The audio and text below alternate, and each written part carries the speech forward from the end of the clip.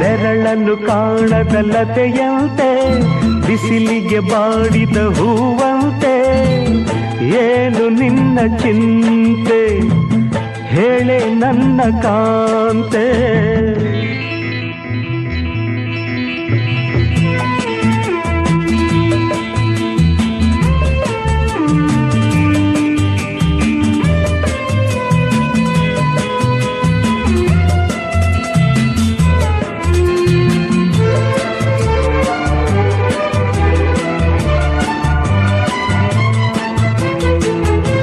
ನಯನದಲ್ಲಿ ಕಾಂತಿ ಇಲ್ಲ, ತುಟಿಗಳಲ್ಲಿ ನಗುವೇ ಇಲ್ಲ, ಸವಿಯಾದ ಮಾತನು ಹಿಂದೇಕೋ ಕಾಣೆನು.